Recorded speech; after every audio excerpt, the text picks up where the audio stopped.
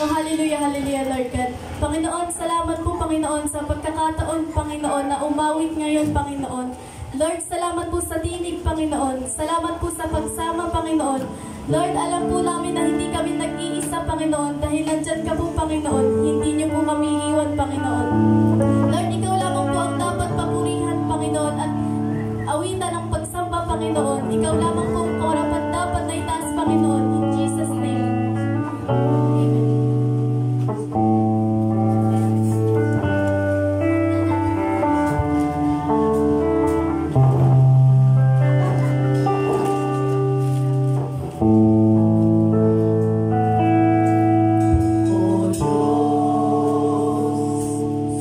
Ikaw ang tunay na dakila sa mundo.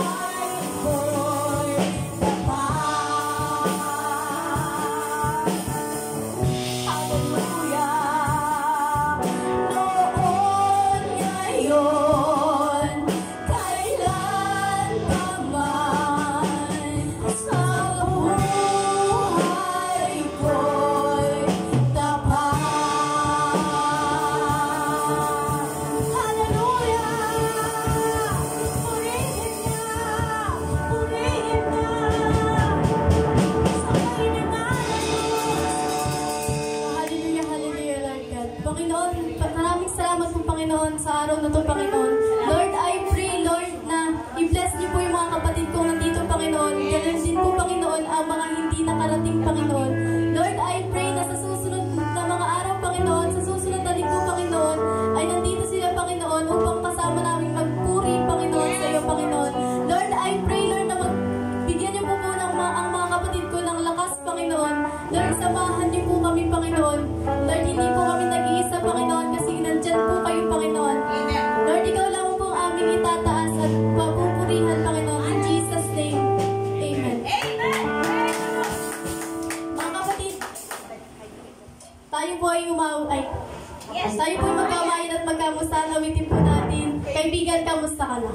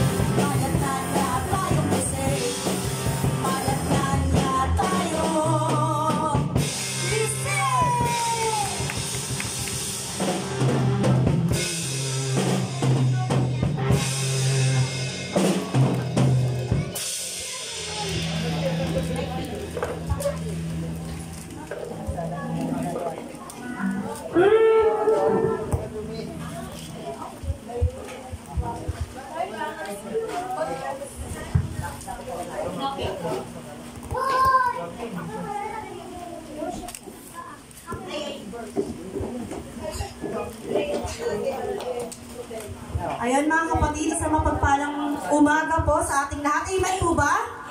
Yes! Hoy, sa mapagpalang umaga po ba sa bawat isa? Yes! Ayun, kasi dapat i-check natin, baka mamaya tulog pa yung mga kapatid natin dyan. Ayun, masaya po ba ang bawat isa nagkita-kita tayo muli? Yes!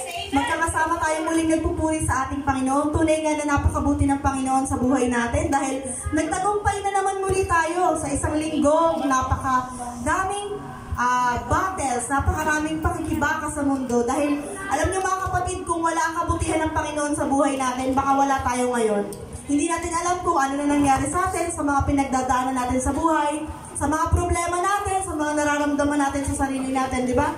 Kaya dapat natin i-celebrate yung kabutihan ng Panginoon na para araw-araw natin nararanasan. Yung araw-araw na lang nagana, di ba? Pag-gising natin, "Uy, thank you Lord, nagising ako ulit." Kasi sabi nga, yung pagtulog mo, desisyon mo yan kung kailan ka matutulog. Pero yung paggising mo, hindi mo alam kung gigisingin ka pa ng Panginoon. Kaya dapat, pag diyan pa lang ng mata natin, magpasalamat na agad tayo sa Panginoon. Kasi nagdesisyon muli ang Panginoon, nagisingin tayo. Ibig sabihin, meron siya ulit plano, meron siya ulit i-reveal sa buhay natin, at may purpose ka pa dito sa mundo. Kaya yun mga kapatid, kaya wag po natin kakalimutan na magpapasalamat sa ating Panginoon sa araw-araw. Ngayon naman po, doon ako tayo sa ating verse. Sa 1 John 5:18. Babasahin ko po muna. Wala kasi sa monitor, sorry. Ito po yung verse. Alam natin ang mga anak ng Diyos ay hindi nagpapatuloy sa pagkakasala sapagkat iniingatan sila ng anak ng Diyos at hindi sila maaaring galawin ng diablo. So, sino po yung unang matapang na mag-share dito sa harapan ng kanyang naintindihan or pwede niyang ma-relate sa kanyang buhay itong verse na to? Ikaw. Ay, ako pala muna. Sige, ayun po. Dito, sa verse na ito mga kapatid, unang-unang binanggit dito, alam natin ang mga anak ng Diyos ay hindi nagpapatuloy sa pagkakasala. So, sino po ba yung mga anak ng Diyos? Tayo. So, tayo na po yun, or ako na po yun bilang Kristiyano, mula nang tinanggap ko si Jesus, hindi na po ako dapat nagpapatuloy na magkasala, or magtao tayo tayo eh, magkakasala tayo. Pero yung, hindi na tayo yung masasanay. Kumbaga, pag nakakakumit tayo ng kasalanan, andun na agad yung follow-up na, Lord, patawarin mo ako sa kasalanan ko. Repent na agad tayo. Kasi may mga time na, sabi nung nakaraan nga, nag-uusap kami sa sasakyan, may sinabi si Pao, sabi ni Mama, iniisip mo pa lang yan, nagkakasala ka na. So, ayun, di ba? Hindi natin kasi alam minsan, akala natin okay lang, pero yun pala nagkakasala na tayo sa ating Panginoon. Kaya yun yung dapat natin, na meron tayo, na hindi na dapat tayo alipin ng pagkakasala. Or kung magkasala man tayo, agad-agad tayo humingi ng patawad sa Panginoon. Tapos sabi po dito, sapagkat iniingatan sila ng anak ng Diyos, na si Jesus po, yun yung tinanggap natin siya sa buhay natin. Kailangan meron na tayo nung pag-iingat natin na makapag-commit or makapag-commit ng kasalanan or humingi agad tayo ng patawad sa kasalanang ginawa natin. At hindi sila maaaring galawin ng dyablo. So, di ba, napakasarap ng... yun. Napakasarap basahin yung verse na yun dahil alam natin na yung protection natin hindi lang basta sa mga guard dyan, sa mga security guard dyan sa paligid or sa mga pulis, sa mga barangay. Ang Diyos pa yung mag-iingat sa atin sa dyablo, di ba? Napaka-bless natin. Kaya mga kapatid, palagi po natin panghawakan yung verse na yon para meron po tayong panglaban sa araw-araw at kahit nasa tayo, hindi tayo matatakot dahil protektado tayo ng Panginoon. Amen po. Ayun, sino pong susunod? Si Langga. Nakatingin ako sa'yo kasi alam ko ikaw yung nanggigigil. Si Johnson. Pairam ng cellphone mo, iPhone. Yun. 18. Alam nating mga anak ng Diyos ay hindi nagpapatuloy sa pagkakasala. So yun po, sa oras po na tinanggap natin si Jesus Christ, hindi na po natin na-enjoy yung pagkakasala. Example po sa akin sa buhay ko, ito po yung naranasan ko. Sometimes yung bibig ko kasi minsan nagiging tactless ako. Minsan yung bibig ko medyo lumalagpas sa mga word na sinasabi ko. Pero pagkatapos ko sa word na nasabi ko, pagtalikod ko sa tao, bigla akong, Lord, sorry. Hindi tama yung sinabi ko. Even though sometimes pabiro, sometimes hindi. Sometimes parang wala lang. Pero kung iniisip, paglikod wala, parang mali yung sinabi ko, hindi tama yun. Sa puso ko, automatic, Lord, sorry, hindi maganda sa akin yun. Tagalin niyo po yun sa akin. Kaya nangyari, dito papasok yung sunod na verse. Sapagkat iniingatan sila ng anak ng Diyos at hindi sila maaaring galawin ng dyablo. Ito yung nakakaganda nun. Sa oras na naging Kristiyano na tayo, o tinanggap natin si Jesus Christ na sarili natin tagapagligtas, ang nangyayari ganito po.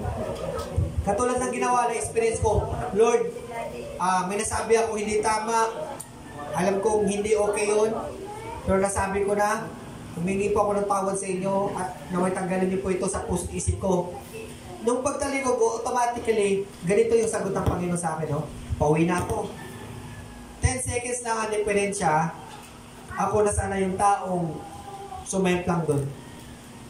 Kung isipin mo, kung hindi ka naging guilty sa nagawa mong mali, o nasabi mo, parang wala lang. Hindi maganda yun. Kasi parang nasasanay ka na okay lang yun, nasabi ko na ganun talaga yung bubig ko, ganyan. Hindi. Sa akin kasi, pag nagkamali ako, may nasabi ako hindi maganda, nagigilty ako, sabi ko hindi tama yun. Hindi ko ini-enjoy, parang hindi ko sinasabi sa akin, sabi ko, okay lang yun, parang wala lang sa kanila yun. Pero sa isip ng puso ko, mali talaga yun.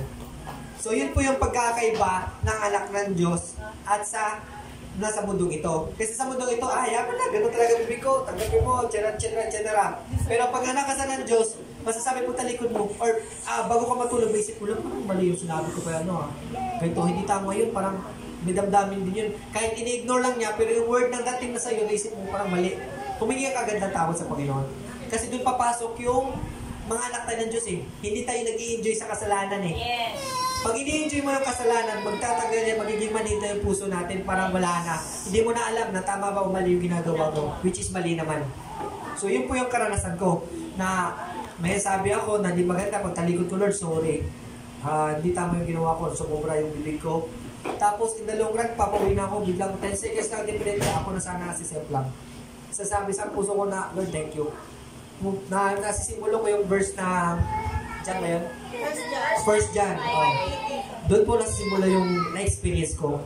Which is, totoo po talaga, pag tayo anak ng Diyos, hindi po tayo mag-i-enjoy sa kasalanan.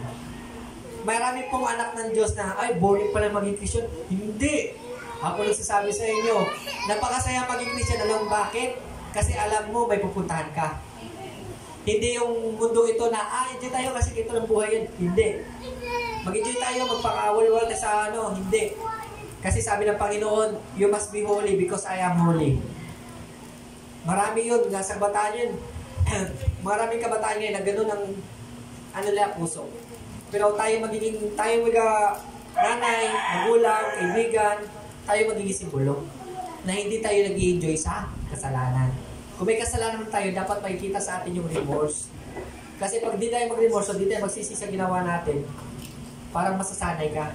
Katulad nga may nagsabi sa akin hindi pa nga ito siya Kristiyano, pero sinabi niya sa, lang siya, matanda. Nakikinig ako sa mga matanda sa niya. Johnson, pag ikaw na sinungaling, at yung sinungaling mo, tatakpan mo pa ng sinungaling, may dalawang run, di mo na alam, isang libro na pala ito sinungalingan mo. At pag lumaki ka na, di mo na alam kung sinungaling ba o totoo ba yung sinasabi mo.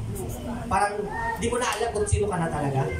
So, ibig sabihin, kung magkamali ka, hinga tawad, sorry, pagkaluwa sa Panginoon, kung nagkasalamat tayo sa tao, lalapit tayo, tapos pray ko na tayo, tapos yun, magiging okay lahat na kaya. Kasi pag anak ka na ng Diyos, yun po yung pinaka number 1 na simbolo po na makikita sa tao. Hindi ka mag-i-enjoy sa kasalanan. Kahit anong mangyari. Kahit nga sinabi ng isang pastor, sino dito? Naglagay siya ng red horse. Red horse, ito isang red horse na to, iinumin mo to, pero uubusin mo yung kasama nitong 3 case. 3 case, pero bibigyan kita 1 milyon. Pinakita lang isang na 3 case. Sabi nung isa, may tumayo. Sa iba sa balis to, sa camp. Sa iba sa balis, sa church to. Na parang, invite, yun ka, nag-iba sila yun. Sabi ng bakla, ako po. Tumayo sa harap. So ngayon, sinabi ng pastor na niya, ikaw, iinumin yan dahil bibigyan ka 1 milyon.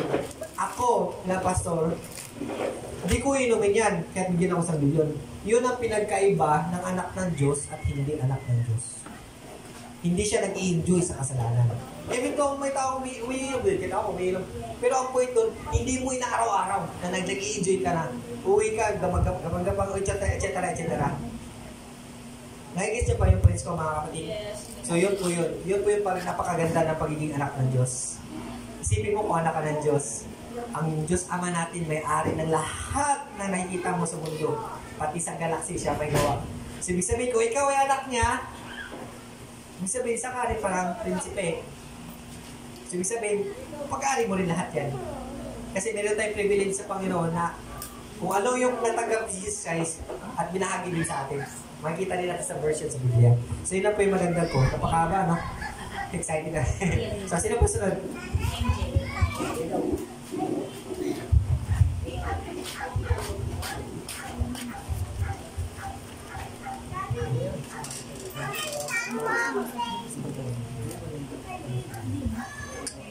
Alam natin ang mga anak ng Diyos ay hindi nagpapatuloy sa pagkakasala sapagkat iniingatan sila ng anak ng Diyos at hindi sila maaaring galawin ng diablo.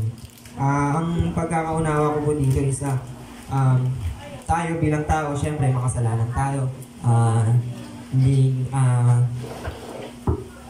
Habang nandito tayo sa lupa, makakagawa tayo ng kasalanan. Pero dahil anak ka na ng Diyos, meron ka ng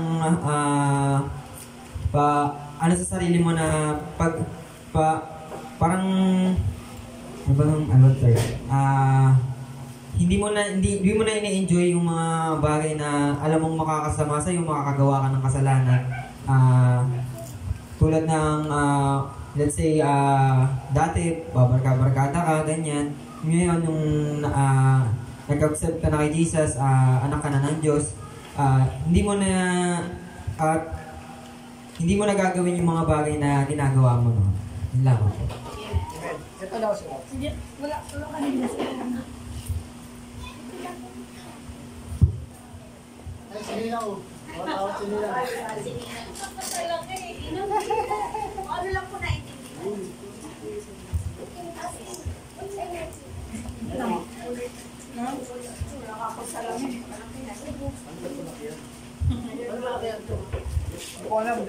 Naka-highlight yan eh. Sige, nakikita naman niya yung isa yan. Sige, Dral. Hindi ko mabasa yun. Ay, nag-chat pala sa lamin ko. Pag anak ka na ng Diyos, 1 John 5:18. Pag ikaw anak ka na ng Diyos, ang kaibahan lang sa anak ng Diyos at saka sa hindi ka pa anak ng Diyos, meron ka ng yung pag ikaw nagkakasala, meron ka ng takot. Kagaya sa akin, na-experience ko rin na pinipilit ako, may nagpinta sa akin ng alahas. Alam ko galing sa nakaw, galing sa snatch. Kahit anong baba niya, alam mo may halaga yun, di ba? Alam mo ang mahal noon. Pero dahil nga anak ka na ng Diyos, hindi ka na sa mga bagay dahil yung takot mo, yun yung napipil mo. Kasi alam mo, kung bibilhin mo, kasalanan mo, yung may guilty ka na sa sarili mo pag anak ka na ng Diyos, yun ang kaibahan na anak ka na ng Diyos at saka hindi ka anak ng Diyos. Kasi iniingatan ka ng Panginoon, hindi papayag ang Panginoon na magpapatuloy ka sa mga kasalanan mo, may guilty na maaano sa buhay mo.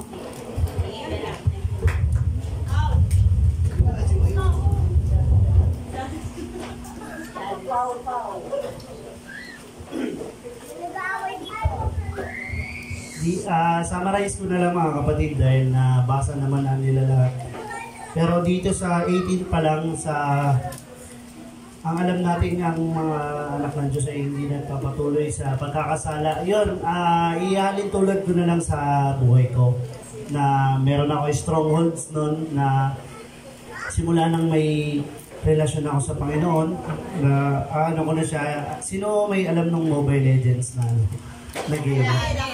Alam niyo lahat. So ayun, na-addict kasi ako doon. Kumbaga, siyempre pag ano ka, busy ka, ayaw mo na i-istorbo, kahit tapos pag humina pa yung internet, dahil grabe na yung galit ko at saka mura ko. Hindi ko napapansin yung nadideceive na pala ako, ginagamit pala yung laro na yun para sa akin ng demonyo dahil yun, lagi akong galit pag lalapitan ako ng anak ko, tapos naglalaro ako, galit ako sa kanya dahil nga baka matalo, di ba? Napakababaw lang. Kung titingnan mo sa kabilang side na napakababaw naman yan, laro lang yan. Pero hindi mo alam yung utak mo na nadaya ka na ng kaaway o ng diablo. Alam mo kung bakit? Bumibili na ako ng skin or yung mga, gumagastos na ako doon sa laro na yun na never ko namang ginawa noon kahit anong larong pinaglalaroan ko. Ayun, sa Diyos ang papuri dahil nung nahimasmasan ako, ano ba yun? Na parang nabalian ako ng tubig na mainit para na hindi ako mag-stay sa ganung sitwasyon dahil anak na ako ng Panginoon. Hindi niya ako hinayaan na doon lang tumakbo yung ko kasi ginagawa ko lang sa pagpalipas oras, hindi ko alam na pala addiction na yung nangyayari, na addict na ako kasi pagkatapos halimbawa naupo lang ako isang saglit, open agad nung laro na yun. Kaya sa Diyos sa papuri dahil hindi niya ako hinayaan dahil anak niya nga ako ng Diyos. Hindi niya ako hinayaan mag-stay doon sa pagkakasala na yun. Kasi ang daming apektado Pati yung asawa ko na nag-aaway na kami dahil nga, ano ba naman yung anak mo? Minsan mo na nga lang sisigawan mo pa. Hindi mo alam na, ayun nga po, napasok ka na ng demonyo sa pamamagitan ng mobile games na yun. Kaya, yun, maging maingat tayo sa mga alok ng mundong ito. Kasi hindi natin alam, yung mga simpleng bagay, nakala natin walang impact sa atin, meron pala. Lalo-lalo na yung Facebook, mga kapatid. Kumbaga dito, kung hindi ka anak ng Panginoon. Ako, number 1 sa buhay ko na lang, hindi na ako lalayo. Maiksi yung pasensya ko. So, nung simula ng nakakapag-Bible study, naliliwanagan ako, nagkakaroon ako ng Word of God sa puso, may panlaban na ako Napakalaking impact talaga nitong Word of God dahil ito yung nagsasalamin sa atin kung ano tayo. Pinapakita sa atin nito kung ano yung, kasi pag binasa mo, ay para sa akin to Parang nananalamin. Kaya ayaw natin minsan, aminin man natin sa hindi, ayaw natin magbasa ng salita ng Diyos kasi nagre-reflect sa buhay natin or na i-relate natin yun sa buhay natin. Kaya sa Diyos ang papuri dahil anak na tayo ng Diyos. Huwag na tayo mag-stay sa kung anong tayo dati.